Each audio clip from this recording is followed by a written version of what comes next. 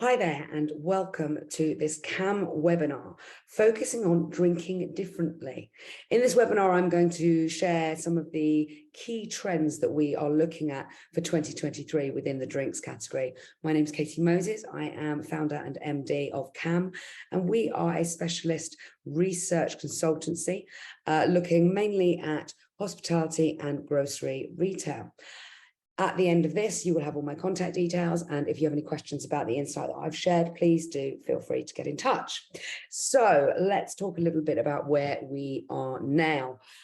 These are the most important issues that are facing the UK consumer. Now, this insight is taken from a YouGov tracker from October 2022, which is the month we are still in, for those of you who are watching this as it's being launched. Number one, the economy, obviously, is a massive concern for consumers. This time last year, that was 43%, but that just shows how much it's gone up in the consciousness of UK consumers. Health was 47% this time last year. Now 40% are saying that that's the most important issue that's facing the UK at the moment. And environment down from 31% to 28%. So we can see these are the three main issues that we see come up time and time again. But they do tend to shift depending on what is in the public consciousness at the time. We know that we are in a cost of living crisis, and these are the changes that we've seen in spend over the last 3 months. So you can see there, 37% of people consciously trying to spend less money when they're out, 34% going out to pubs, bars and restaurants less frequently, 26% choosing cheaper menu items, and so on. We also find that 18 to 35-year-olds have adapted their spend even more. So 43% of them saying, I want to spend less when I go out, 40% saying I'm choosing cheaper menu items when I do. And remember that younger demographic really did suffer during those lockdowns, and to not have that face-to-face contact with their friends and with their peers was really a struggle for them. So those are the people who are maybe going out just as much, but they are adapting their spend. We can also see that only 1 in 4, 24% there, haven't reduced their spend. So 75% of the UK population is looking at what they've spent over the last 3 months and changing that. But what's important, of course, is what's going on over the next 12 months. And you can see here that 52% of people are saying, I'm going to be more aware of how I spend my money. I'm going to cut back on non-essential spending, 46%. Those two for me are incredibly important, because what we're looking at there is people that are saying, I'm still going to spend money. I'm still going to spend some money, but I am going to cut back. I am going to be more aware of where I spend it. And that is not just about the people who are perhaps on the poverty breadline. This is about your average family, your average adults, your average couples or groups of friends saying, I'm still going to go out, but I am going to want a lot more value when I do go out. And then, of course, we've got the idea of using less fuel at home. I think that everybody in the country, well, we should be trying to do that anyway, but I think everybody, that is becoming a bit of a focus for. Having less takeaway, shopping around more for groceries, using less fuel in my car. All of these things are about personal austerity. They're about that idea of taking our normal habits and changing them according to the cost of living crisis.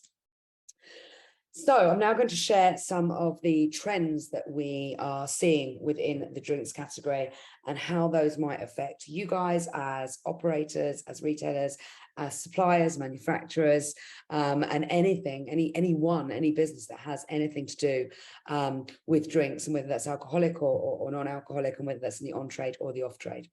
So the first one I'm going to start with is the health of me and the combined world. One of the positives to come out of a global pandemic, and as I often say, I'm not sure you can find positives in a global pandemic, but I think we need an every cloud silver lining situation here, is that actually we've become a lot more aware of what is going into our body. We've become a lot more aware of our mental health and the mental health of those around us. 54% of people that we spoke to as part of a project this year told us that they are making a conscious effort to eat more healthily. And then 37% said, I'm making a conscious effort to look after my mental health. What we are looking for as consumers is for operators, for retailers, for suppliers, manufacturers, for them to understand that, actually we want to interact with brands that will help us to look after our health, to look after our mental health. We also, of course, have those concerns for a healthier world. You know, this idea that actually, if you don't have a sustainability idea in place for your business, I want to know why. You know, as a consumer, I want you to help me to look after the wider world, not just about my own sort of personal health and mental health. And this is a project that we conducted with Vita Mojo on sustainability this year. When we talk about sustainability, here are the 5 areas that consumers think encompass that idea of environmental sustainability, and also in the order that we see them in. And I see, you know, reducing carbon footprint, reducing food waste. You know, both of those actually also leads directly into our pockets as well. So in a cost of living crisis, let's make sure we are concentrating on sustainability that will also actually help consumers in a monetary way. You know, if I'm reducing food waste, then I am reducing monetary waste at the same time. If I'm reducing my carbon footprint, I am not spending as much money on things like travel, and I'm buying locally, and I'm buying sustainably, and I'm buying in season, rather than getting blueberries shipped in from, now I'm stuck, whatever country blueberries come from. Even more important with Gen Zs, they really value this idea of path to plate or path to glass much more. This is a project that we conducted in March this year called the Wine Decisions White Paper. This is all available, by the way, on our KAM Knowledge Hub. You'll see at the end how to get yourself on there. When we ask people what's important to see when you're choosing something to order, choosing wine, you can see they're sustainable, organic, biodynamic, vegan. I'm not convinced that everybody knows what biodynamic is, but just the fact that it's got the word bio in there, it's a signal to the consumer that this is something that we should be looking at. Then when you look at Gen Z in the blue there, on the right-hand side in all of these bar graphs, even more important to them. And even more important that we see these credentials on menus. So when we are putting together drinks menus, when we are putting together food menus, we really, really need to be looking at what are the credentials that will sell these products, these drinks to our consumers, but that will also demonstrate our sustainability pledges and how we are looking at supporting the environment. So if you are a wholesaler out there, this project was initially created for an FWD alcohol briefing. So there are some implications at the end of each one of these 5 trends. So the first thing about this health side of things for me is that it's not just about low calories. Hospitality, the food and drinks menu have evolved. I think we need to work better and more collaboratively to have a bit of an education piece around these health trends. Sustainability is not just about plastic. It's not just about you ditching straws. You know, it's very, very important that we understand that sustainability impacts food, drinks, buildings, employment. We need to be supporting consumers to make healthy choices for their body, for their mind, for the planet, and the products that we are releasing need to do exactly that. So an alcohol alternative. So another trend that we're seeing within the drinks category, there is a desire to reduce alcohol consumption. 55% of people told us that they were looking to reduce within the next 12 months. That was 32% when we spoke to them in 2021. And that's 65% for Gen Z. So there is that want to reduce alcohol consumption. Whether we're doing it or how we're doing it, we'll come on to. This insight is all from our Low and No 2022, the Customer Perspective Report. Again, this is available on the KAM Knowledge Hub, and we conducted this in conjunction with Lucky Saint. Awareness of the alcohol-free category is at an all-time high. In fact, so much so that next year, when we run this project, we will not be asking the question, are you aware of it? Because we already know that 95% of people are, 83% have tried it. Where is it being consumed? Unlike the majority of drinks in the past that have been driven by on-trade trial, we are now seeing that on the trial of Low and No is actually happening much more in the home. So 64% of people said, I've consumed Low and No at home, and 68% said in a hospitality venue, but the frequency of purchase and consumption is way higher in the home. Supermarkets tend to be the entry point for low and no consumers. It's no surprise, they've got a lot of space, but they're doing a good job as well. A lot of supermarkets are doing a good job. You know, they are merchandising right, they are signposting towards the category, and they are making a thing of that category on its own. So you can see here, 54% of people, that's where they discovered low and no in supermarkets, and then 24% pubs and bars, 23% restaurants, etc. So we know there is some work to do in the on-trade. And 1 in 3 visits don't involve alcohol anymore in the on-trade. So they involve soft drinks, or worst case scenario, they involve water. 35% of people are willing to pay more for an adult soft drink, ginger ale, kombucha, etc. There is this opportunity to premiumize the offer that we have for non-alcohol drinkers, whether that is somebody that is purely teetotal or just somebody that is swerving the category on that particular evening. We also know that 25% of people will resort or go straight to tap water if they're not drinking alcohol. So we need to fix that, because that is a massive missed opportunity. If you are a wholesaler and you are watching this, or if you supply to wholesalers, we need to have a strong alcohol-free offer, and we need to make it easy for anybody that is buying into that category to store in their shop or to store in their pub, bar, or restaurant. We've got to make it easy. We've got to be able to influence the experience. We need to be training. We need to be helping on menus. We need to be supporting operators and retailers in the same way that we would for the alcohol category. Certain demographics are drinking less. That specifically sits with the younger generation. How are we going to engage them with our brands? And also, there is a massive opportunity here. There are less alcohol-led day parts and occasions that aren't as busy, especially when you look at the on-trade. So how can we be using this trend to low and no in order to increase participation in those particular times of day, days of weeks? Third trend I want to cover is the growth in CBD and functional drinks.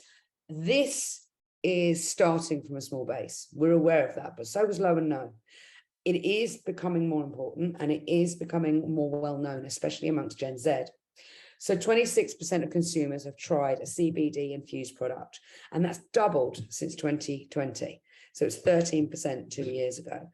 Most consumers have told us they'd prefer to consume CBD infused products at home rather than out in a pub or restaurant, so 44% versus 32%. And 55% of Gen Zs have tried CBD infused products, 25 to 44% of millennials, of which I just about scrape in there, and have absolutely tried CBD infused products. And I'm a big fan. And I think that this is not something you need to put as number 1 on your priority list, but it's something you need to watch. It's something that we all need to be aware of. We need to look at, and this is not just for wholesale, this is for anybody, what products do you have that sit within this trend? What do you have that complements those products? What works with those products? We need to understand whether CBD could cannibalize alcohol sales. I don't know if we know that yet. I don't think it will as it stands.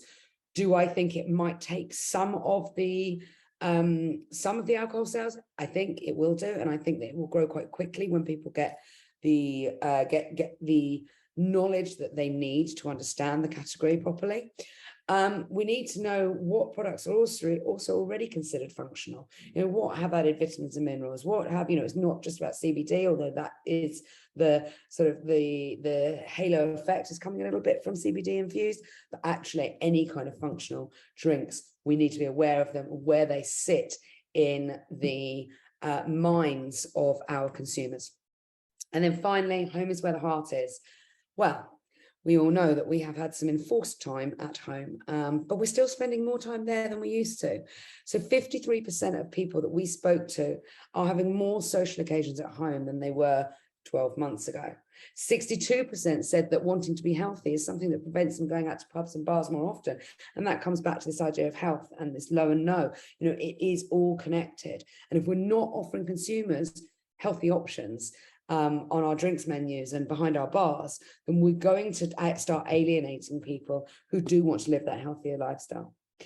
84% of people said that wanting to save money prevents them to going out to pubs and bars more often. So that idea of I can save money if I stay at home, and of course it's correct, we know it's correct, but We need to be responsible for making sure those people have the best experience and that they do get their bums off their sofas and go into pubs, bars and restaurants. Differentiating the on-trade experience is going to be very, very critical in order to do that. If you look at the things that we do really well in hospitality, it's things like serve, it's customer experience, it's something I can't get at home. 73% of people said that serve is important to them when ordering draft beer. 65% are looking for drinks that are different in the supermarket. I won't buy a brand in a pub, bar, or restaurant that I know I can get on my weekly grocery shop. So we need to make sure that both grocery and on-trade are absolutely separating them out and delivering the best experience they possibly can. 27% of people order more wine, order wine more often. I'd order more wine if it was served perfectly and at the right temperature. That is the basics, guys. How are we not serving a glass of wine properly? Because 27% of people think that we're not. We have to also remember that going out is a treat for many customers. When you're talking about the on-trade, 92% of customers see going out to a pub or a bar as a treat. That's much higher than we've seen in recent years. 76% of them said, yeah, more of a treat now than it was 12 months ago. So we have to make sure that these people are coming out, they're spending their hard-earned money, they're looking for, you know, a great experience and to treat themselves. We've got to make sure that we understand that and that we deliver on that. Again, if you're in wholesale, the implications for this one, hospitality, it's not going anywhere. We're not, you know, we're not going to lose all our pubs, bars and restaurants, whatever the Daily Mail may tell you, but it is going to evolve, and it may well have to evolve even more than it has done in the last 18 months to 2 years. If you're a wholesaler out there, how do you support your on-trade customers to do that? How do you help focus on experience, especially in the on-trade?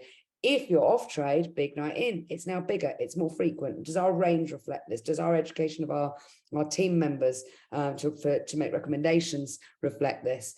Delivery, it's here and it's not going anywhere. We may well have dropped off somewhat from the pandemic when we were actually state mandated to stay in our houses, but it is still with us. So we need to have a strategy for that. And I think that you need a strategy for delivery, pretty much whatever business you are.